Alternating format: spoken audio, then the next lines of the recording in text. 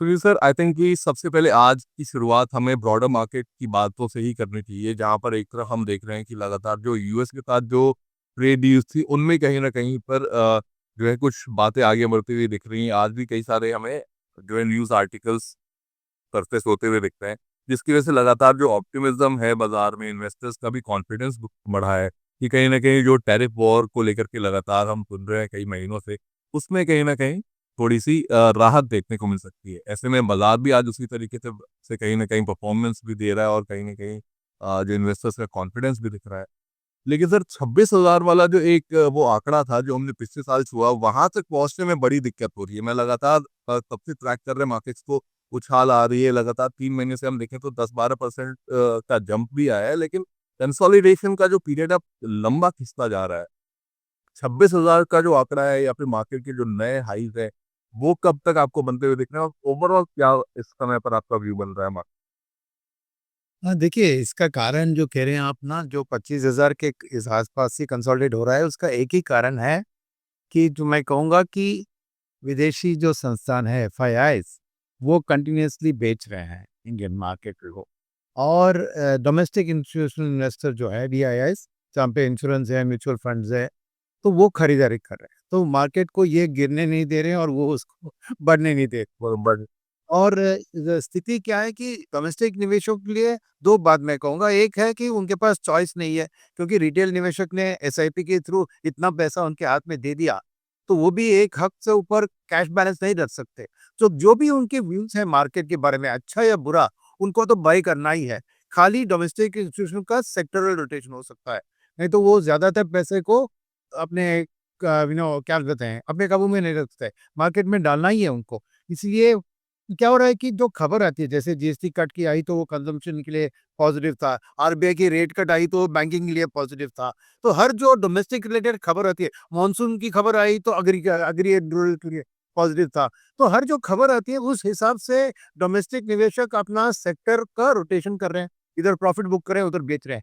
मगर एफआईआईज़ की बात करें तो उनको ये डोमेस्टिक अच्छी खबरें तो उनको पहले से ही एंटिसिपेट है या याद रखने की ज़रूरत है, क्योंकि 2-3 साल से पोस्ट कोविड की बात करें हम तो हमारी इकोनॉमी कुछ अच्छी चल रही है और हमारा 6 साढ़े 6 परसेंट की ग्रोथ तक उसमें कुछ दाग नहीं है। और टैरिफ आने के बाद भी एस&पी की रेटिंग दीजिए, फिच की ग्रोथ की नंबर दीजिए, सब इंडिया के जो करंट ग्रोथ रेट है उसको काबू में ही रख रहे हैं, तो उसमें कोई दिक्कत नहीं है। मगर एफआईआईज़ को प्रॉब्लम क्या है बताऊं? एफआईआईज़ को प्रॉब्लम 2 चीज के ऊपर है। एक है कि इंडिया उनको रिलेटिवली महंगी है, क्योंकि ये फ्यूचर ग्रोथ स्टोरी को डिस्काउंट कर चुके हैं। तो महँगी उनको क्यों अभी डोमेस्टिक इन्वेस्टमेंट क्यों महँगी नहीं है आप पूछ सकते हैं। नहीं, नहीं, नहीं।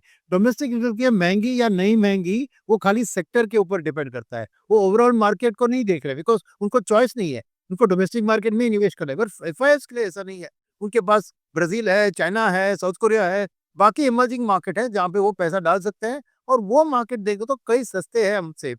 तो उनके लिए क्या होता है ना, एक कहते हैं मार्जिन ऑफ सेफ्टी कॉन्सेप्ट होता है कि मैं अभी डालूं पैसा तो गिरने की कितनी एक चांसेस है और बढ़ने की कितनी चांसेस है।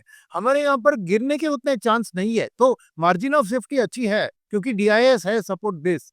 मगर बढ़ने की ज्यादा चांसेस इसके ऊपर।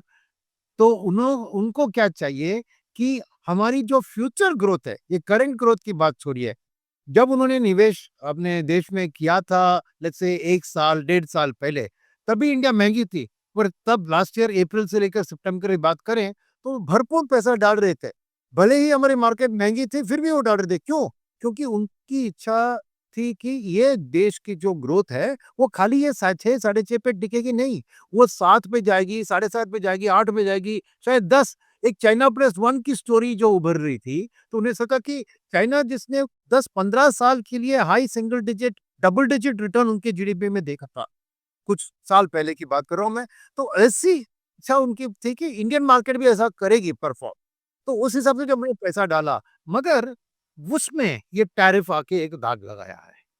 अब टैरिफ के कारण डोमेस्टिक स्टोरी स्ट्रांग होने के कारण कुछ ज्यादा शॉर्टफॉल जीडीपी ग्रोथ में नहीं दिख रही है नियर टर्म में। मगर लॉन्गर टर्म में जो हमारी ग्रोथ पाथ है, वहाँ पे अनलेस ये टैरिफ का प्रॉब्लम में कोई ना कोई एक सॉल्यूशन आता है ना, हमारी लॉन्ग टर्म ग्रोथ स्टोरी में वो बढ़त नहीं दिखेगी।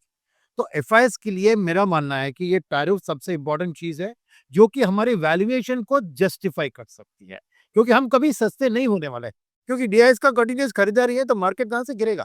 तो हमें एक तरफ से वैल्यूएशन की बात करते हैं ना, एफआईएस की ओर से मैं फाइनल वर्ड करता हूँ कि एफआईएस को पता है कि इंडियन मार्केट कभी सस्ता नहीं होगा, मगर उनको चाहिए जो ग्रोथ इस वैल्यूएशन को जस्टिफाई करे।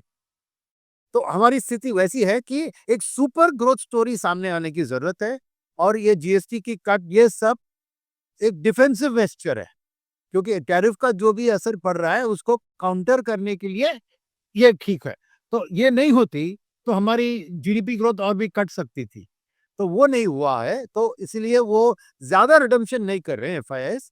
बट नेट नेट देखिए, पिछले हफ्ते थोड़ी बेहतर थी, क्योंकि 2 दिन उन्होंने परचेसिंग भी किया था 3 दिन में, और 1 दिन खाली 100 करोड़ का सेलिंग था, तो वो ठीक थी। और ये जो मिस्टर ट्रम्प का पलटवार चल रहा है ना, लगातार पे।